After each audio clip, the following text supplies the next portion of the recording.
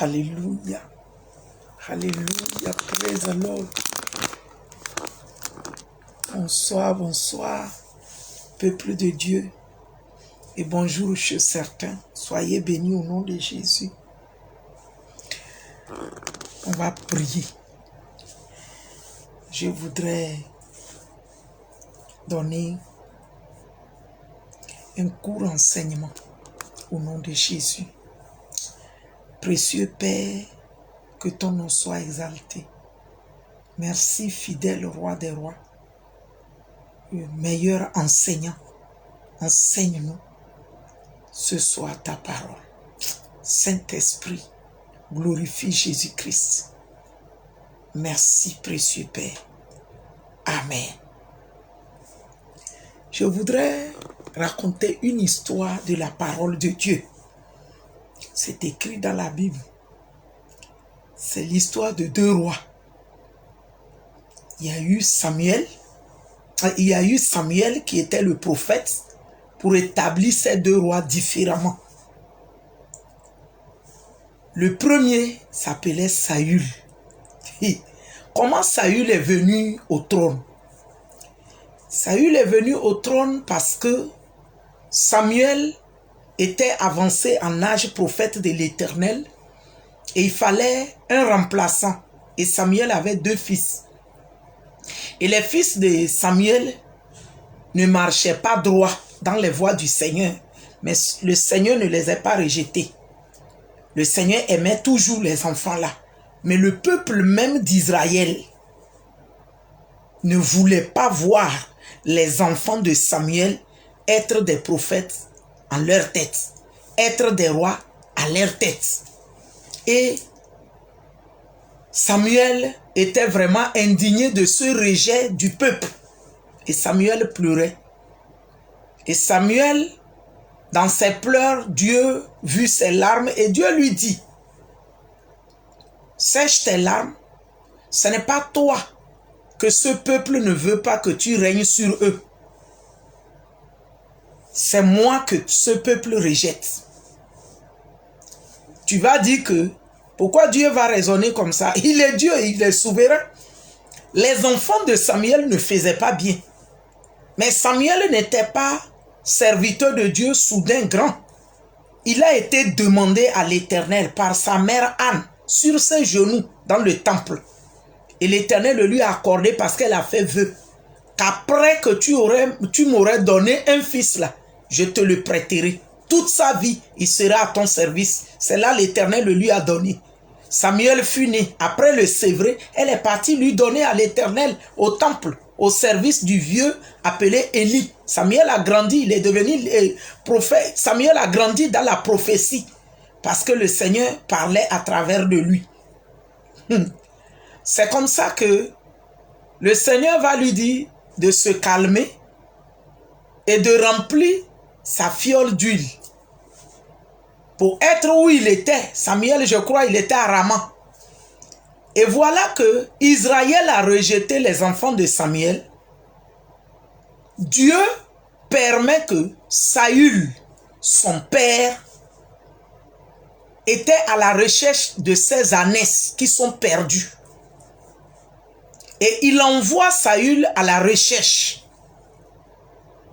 Saül a obéi et il a pris un des serviteurs pour partir avec, sous l'ordre de son papa, à la recherche des ânesses ou des brebis. Et Dieu faisant grâce, ils n'ont pas vite trouvé.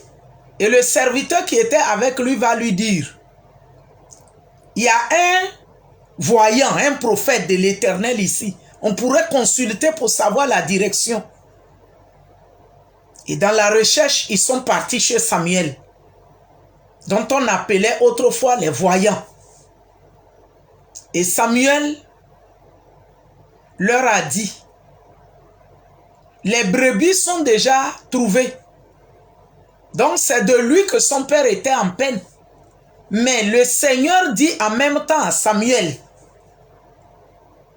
oins-le pour roi d'Israël.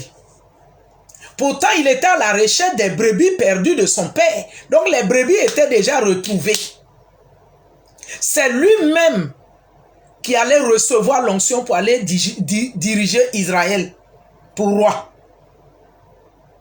En ce moment, je voudrais te préciser dans ce passage-là que ce n'était pas à la volonté parfaite que l'Éternel a fait un Saül pour roi à Israël. Ce n'était pas la volonté parfaite de Dieu. C'était la volonté permissive.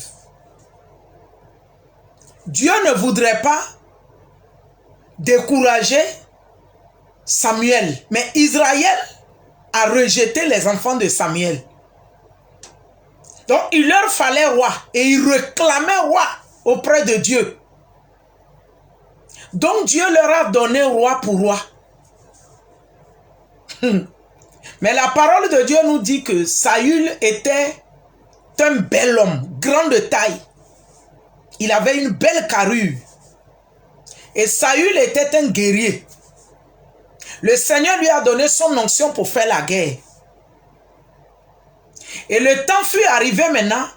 L'Éternel a trouvé l'homme selon son cœur pour vouloir établir réellement, oh Dieu, réellement roi sur Israël. Et c'était David. David avait les 17 ans.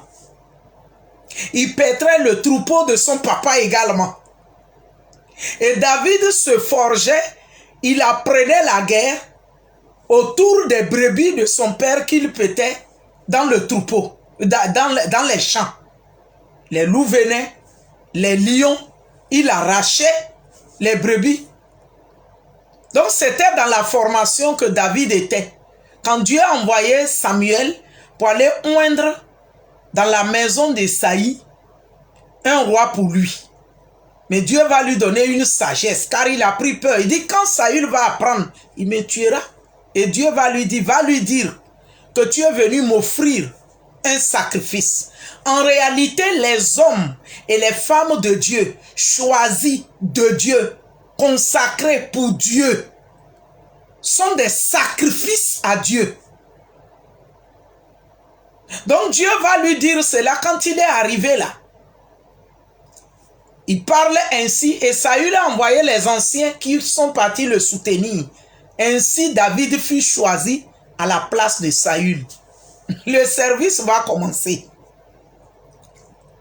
David fut vanté auprès de Saül parce que son papa l'avait envoyé la première fois pour apporter les biens à Saül lui-même. Et après, son père l'a envoyé encore pour envoyer la nourriture à ses propres frères. Et son histoire fut vantée auprès du roi correctement, Saül. Et Saül l'a appelé maintenant auprès de lui. Après les échanges, il fut envoyé à la guerre contre le Philistin de 6 mètres, appelé Goliath, qui lançait défi des années à Israël. Et le Seigneur livra bataille, David a remporté. Mais dans tout ça là, c'est le roi qui a la gloire. Mais le roi n'était pas content. Pourquoi? Parce que les femmes se sont mis à jouer des tambourins en dansant, en glorifiant Dieu pour David. Et disant, David a tué ses 10 000 et Saül 1000. La parole de Dieu nous dit, dès ce jour, à 1 Samuel, la parole de Dieu, attention, 1 Samuel 18, versets 6 à 9. Dès ce jour, Saül regarda d'un mauvais œil David, à cause des honneurs que David a eus. Mais David ne lui a pas arraché la vedette royale. Non. David était toujours simple et humble et au service du roi. Mais le roi savait que David portait une onction exceptionnelle. Le roi savait que de la manière dont cet enfant s'est avancé contre Goliath de 6 coudées, sans crainte, sans peur, sans armes, cet enfant est dangereux. Il pourrait prendre la royauté un jour. Cet enfant a commencé les combats dès son bas âge.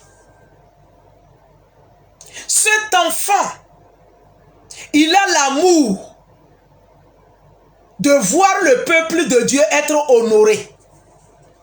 Parce qu'il a dit à ce Philistin, qui es-tu toi un incirconcis pour insulter l'armée du Dieu d'Israël, du Dieu vivant? Donc il n'aimerait pas voir son armée, son peuple être humilié par les incirconcis. Et David fut présenté chez Saül pour être à son service. Nous allons lire ces paroles-là, mais je ne vais pas les lire directement. Je vais donner des passages bibliques et chacun va les méditer pour comprendre combien de fois le démon de jalousie, là, il tue sans remords. Il tue sans voir l'intérêt plutôt de l'Éternel. Mais c'est son intérêt qui l'intéresse. Chapitre 19. J'ai parlé de chapitre 18, versets 6 à 9. Chapitre encore 18, versets 14 à 15. Méditez ces paroles-là. Chapitre 19, encore versets 14 et 15. Donc, il y a chapitre 18, 6 à 9, chapitre 18, 14, 15, chapitre 19, 14, 15. Chapitre 22, lisez jusqu'à la fin. Et chapitre 24, versets 9 à 11. Mais du chapitre 22, j'aimerais lire un passage, un verset que chacun puisse écouter et tirer leçon de la puissance du démon de jalousie. Le démon de jalousie, il ne regarde pas tes beaux yeux. Il ne regarde pas ton service. Quand il est dans quelqu'un, le démon de jalousie rend ridicule cette personne.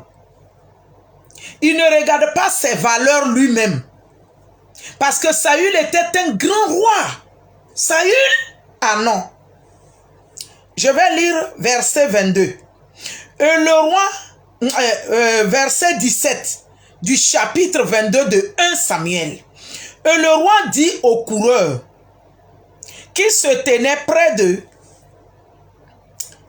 qui? De lui, tournez-vous et mettez à mort les sacrificateurs de l'Éternel, car ils sont d'accord avec David. Ils ont bien su qu'ils s'enfuyaient et ils m'ont point averti. Yeah. Ils m'ont point averti. Mais les serviteurs du roi ne voulurent pas avancer la main pour frapper les sacrificateurs de l'Éternel. Vous écoutez quelque chose? Les sacrificateurs de l'Éternel, c'est eux qui ont consulté l'Éternel pour David. Quelqu'un est parti avertir au roi Saül que David, là, les sacrificateurs de l'Éternel lui ont consulté l'Éternel. C'est une personne précise, mais il y avait plusieurs sacrificateurs. Ils lui ont consulté l'Éternel, c'est ça qui l'a fait prendre fuite loin de toi. Parce que le roi, lui, cherchait à le tuer. Mais à cause de la jalousie, Saül n'a point craint l'Éternel. Il a préféré même tuer tous les sacrificateurs de l'Éternel à cause de la jalousie contre David. Voici comment la jalousie conduit un roi même que l'Éternel a permis qu'il ait son onction. Il n'a pas craint l'Éternel. Il a tué tous les sacrificateurs. Il les a fait tuer à cause de David, parce qu'il le recherche pour tuer. Mais j'ai une très bonne nouvelle pour toi. Aucun David ne tombe sous l'épée de la persécution ou de la jalousie.